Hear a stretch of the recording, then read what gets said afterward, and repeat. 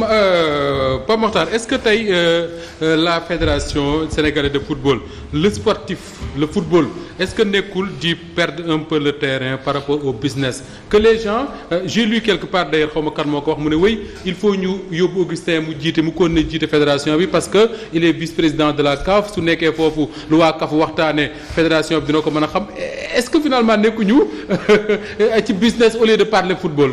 mais évidemment parce que tey jii sax lan la ñuy wax jël Augustin remplacé par Madi. Oui. Madi lan la. oui. Madi kan moo ko xam ci sport ci football. il a un grand centre l'un des plus grands. Madi. moomul centre bi. si. bon Madi nag moo football lañ ko xamee. non waaw xam nañ ko ci football et il a fait ses preuves ci football. ci club waaw yow football nga ko xamee mais ñëpp xam nañu centre bi Metz moo ko moom Metz moo def les investissements. mais loolu Metz mérite moom la moo def lépp. mais léegi ça lui appartient à 100%. oui et puis mérite la sax. non am na Sénégalais bu dem wuti.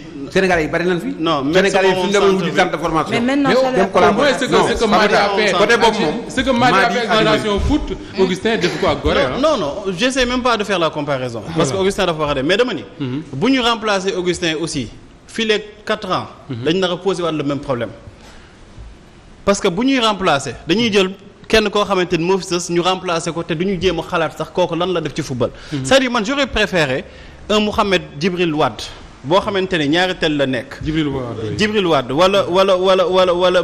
wala kii Mbaye Diouf Dia. ñoo nga xamante ni wala Cheikh Seck bu jara. wala Cheikh Seck c'est-à-dire ñoo xamante ni. yow moom da nga daw ba mu méttee. mais c'est ça c'est-à-dire gis nga ñoo xamante ni. nekkul président club man gëmuma comme nga baal ma. acca gëmuma man tey. un président d'un club est un président fédération. dafa am conflit d'intérêt bu ci nekk. boo xamante ni c'est pas logique. la ma gëm mooy quelqu'un qui sort de nulle part. pour mën a liggéey man loolu laa gëm. mais au-dessus des clubs. exactement. gis nga président nekk chef de parti.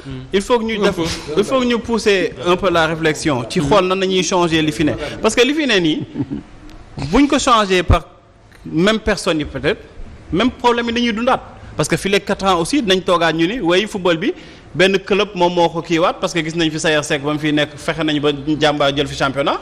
parce que jamono jooju noonu il fallait que mu jël ko. gis nañu dil yi xew ci football kan mooy yéegal kan mooy wàcc sinon nan nañuy comprendre Ligue 2 bi jeex Linguère waroon yéeg jël championnat bi ñu ne ko doo yéeg parce que Djibril Wade moom moo yore ñaari tali te mu ngi nekkoon ci. ça s'est passé comme ça. mais bien évidemment nan nañuy naanee Ligue 2 bi jeex na arrêté nañ ko Linguère waroon yéeg depuis daaw. mais bu yéegee conséquence bi mooy ñaareel dafay wàcc ñu ni léegi championnat Ligue 1 waaw daaw laa la wax.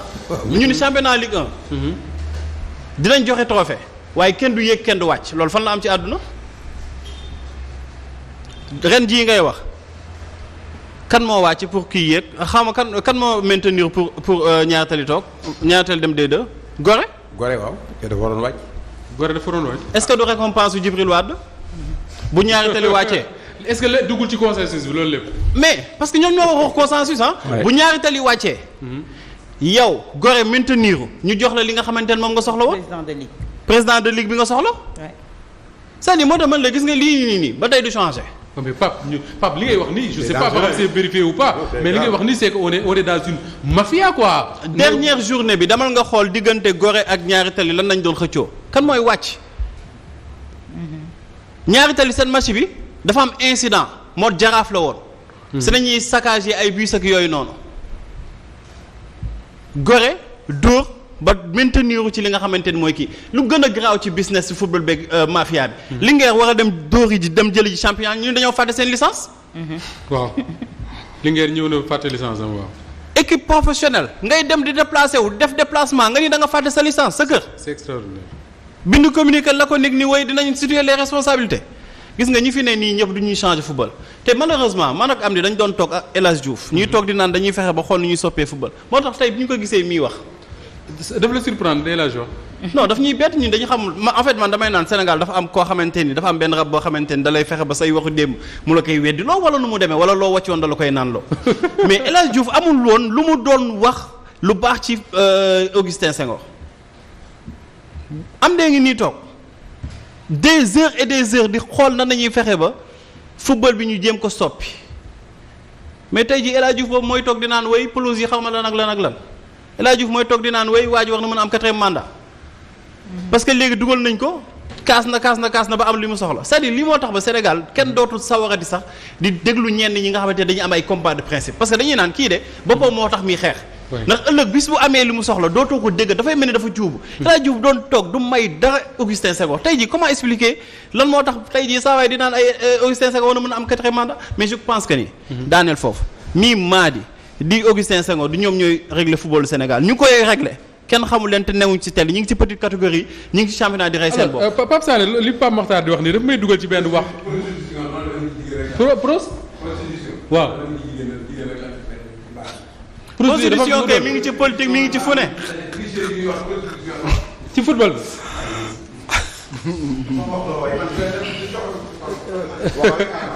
prostitution alors justement Gaston nee na prostitution dafa am si football beeg yu demee noonu et Cheikh Tidiane Gomis dafay wax très souvent que ni ñun du ñu gagné dara parce que dañuy tricher il dit souvent que du ñu gagné dara parce que li ñuy dajale ci ay àq day bari trop ba bu ñuy dem kaan ba suñ demee xolu nit ñi day naqari ba dañuy dem rek wàññeeku su may dégg Pape Mokhtar wax am di wax moom il était au cœur de l'affaire Gaston ancien président de club ancien président de la commission marketing communication bu ñu dégg li ñuy wax dama naan mais finalement li Cheikh Tidiane doon wax tout le temps c'est pas bête hein c'est am na fu mu ko teg. Moustapha pour dëggal li Cheikh Tidiane Gomis wax. le problème de la fédération sénégalaise de football xam nga mooy lan mooy ñàkk reddition des comptes c'est-à-dire mooy entité bi nga xam ne. façon koppar gu nekk dana fa dugg façon koppar gu nekk daañ ko luubal te du mujj fenn lii Gaston di wax léegi effectivement il y a une prostitution bi nga xam ne qui est entretenue te dafa mel ni tey le principal proxénète moom mooy Augustin ah oui moom mooy distribuer les billets Moussa Ba est-ce que xam nga ni fédération chaque année bu d'élaborer budget am dana jot lu toll 3 milliards et même plus de 3 milliards yu jógee ci FIFA. chaque année depuis 2018 mu am le projet Forward chaque année projet Forward boobu dugal 1 milliard 300 ci fédération ba ci 1 milliard 300 yooyu nañu jàppoon ni que 2019 war nañ defal le stade Demba Diop ba tey jii kenn waxagu ci. ba tey jii kenn waxagu ci. Demba Diop de léegi moom. waaw àll la quoi. non donc c'est pour dire aujourd'hui ñii fa nekk amuñu benn tey jii amuñu benn volonté que mu am un changement parce que les gens vivent bien. Bien sûr. Les gens sont grassement payés te du mujj fenn. mais si ça se fait au détriment du football. ça s'est toujours fait au détriment du football sànq moom laa doon waxtaan ak am di mais Moussa Ba imaginel laa la wax ñii nga xam ne tey jii ñoo jàppale Augustin pour suba ñu war ko falaat. coupe du monde Russie bi ñuy dem coupe du monde Russie am na ci ñi nga xam ne ci homme d'affaires yi ak commerçant yi nañ dugg fii dem di leen lebi xaalis naan leen FIFA fayagul fédération joxagul fédération avance. waaw am na.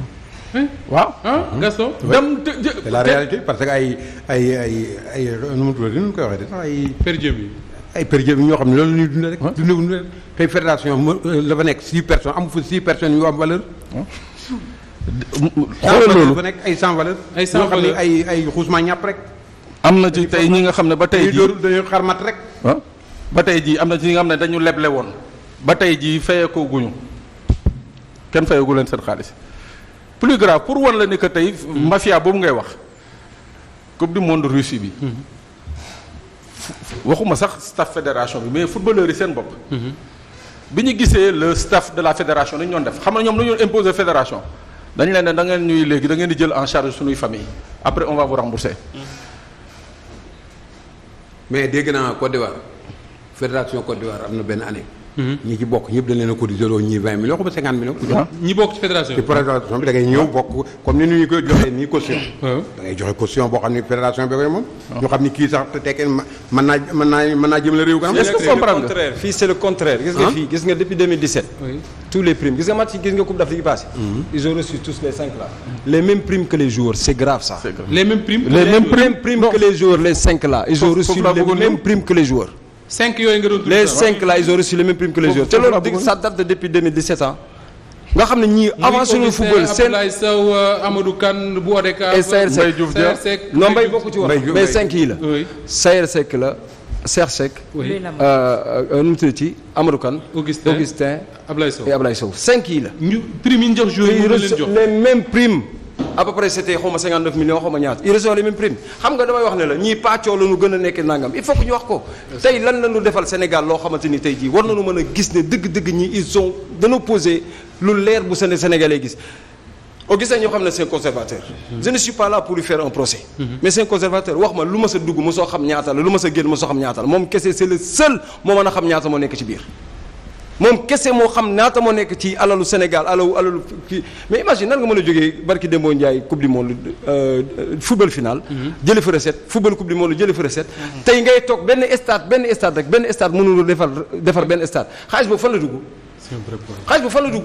Pape ñu daaneel. continuer toujours ci lancer scandale yooyu mu am ni doon wax pour justifier sax ay défense am na ci je crois xam naa non boobu Gaston jógee na fa. fay nañ fi 50 millions naan dañuy jàngal joueurs yi anglais. voilà 50 millions. ah naan dañuy jàngal joueurs yi anglais joueurs yi nga xam ne ñoom seen club dañ leen fay jàngal anglais. ah oui waaw pour te dire ñii amuñu volonté tey. génn amuñu volonté non maa ngi mel ne kuy géntu quoi. non c'est li Gaston wax moo am. mooy maanaam kenn mënu leen joueur yi la doon jàngal anglais wala dirigeant yi. waaw dirigeant yi. kenn mënu leen dirigeant yi lañ fayal Sénégal pour jàngale anglais. exactement.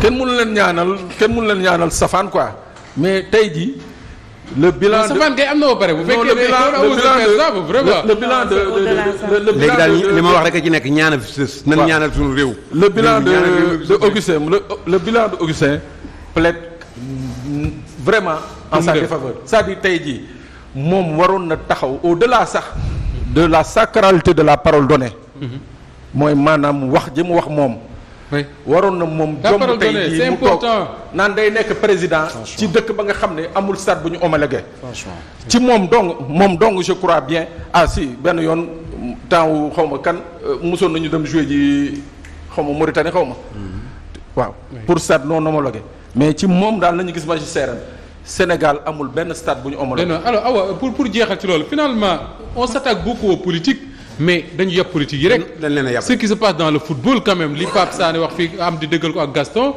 c'est très grave. Moustapha xam nga dafa am benn wax bu Idrissa Seck waxoon ne ay bandi du ñu xuloo lu dul heure seddoo jot. wallaay à l'heure du partage du butin. dama yaakaar ne man lecture bi ma ci am. moo di ne su ma dégloo Madi déglu Augustin moom moo di ne.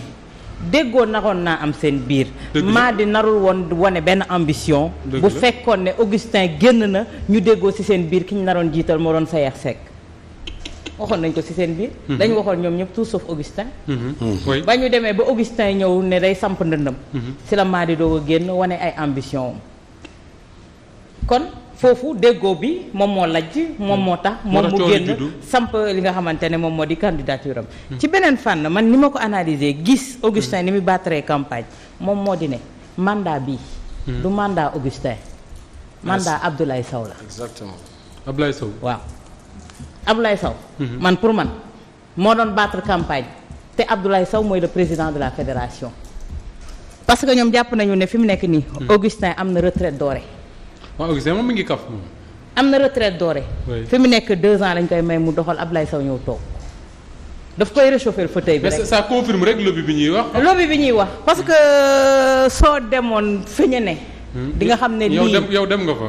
affaire copain la affaire ay xarit la ñoom ñoo daje ñoom ñooy toogandoo ñooy wax noonu ñoom ñooy dessiner. d'accord alors Gaston Mbengue un dernier mot sur le football avant ñu wax làmb jeexal émission bi ce que le football représente quand même. parce que football yaa ngi doon wax làmb ne dafa dalal na nit ñi ak yooyu mais football bu amee ci Sénégal bu équipe nationale des football réew mi nit ñi taluñu dul loolu. parfois même les gens te disent que le football peut menacer même la stabilité d'un pouvoir. est-ce que loolu lépp waru woon tax le président de la République moom ci boppam jël ses responsabilités pour mettre un terme à tout ça milliards yi am di tudd Pape Sané wax ko fi mais c'est des deniers de l'État du Sénégal yoo xam ne dañu war a xam comment ils sont utilisés. waaw mais xam nga nag. Ablaye Wade bañ ko fi defee Youssoufa Ndiaye la jëlee fii ci Dakar yàlla na ko yàlla yërëm. yónni ko boobu am di defe naa yaa nga fa. yónni ko ca Corée il est allé mettre de l'ordre ci équipe nationale bi d'accord mais ci lii ñuy nekk nii. domaine bi ñu nekk. mënu ci dara parce que tey autorités yi CAF. reconnaître lu leen sax amuñu droit dugg ci affaire fédération. oui c'est bien vrai. bi Augustin di wuti CAF Macky Sall kooku politique relation diplomatique. c'est normal sax. c'est la diplomatie sportive. mën na woo Kagame woo keneen ñu waxante et tout ça pour jàppale que pour def seen consensus seen biir. mais ça n'a rien à voir ak une fédération sénégalaise de football tey suñu ko tegoon ci yoon dëgg ba FIFA. parce que FIFA duñu yëgu ko parce que gars yi envoyé nañu ay lettres CAF yëg na ko. normalement mënoon nañu sax arrêté assemblée suba bi. nit du fi amee. mën nañu ko reporté. bu kii kenn dugal du affaire président Macky Sall la parce que tey su ci duggoon tey. ëllëg ak si biir lu ci am ñu ni ingérence. mais mën na suspendre Sénégal quand il a dit que moom moo ko wax ne na jàppale Augustin. non kooku c'est pas vrai kooku moom mën naa la waatal ni ak ndox mi may naan c'est pas vrai. oui. c'est pas vrai man loolu lu ma wóor la c'est pas vrai.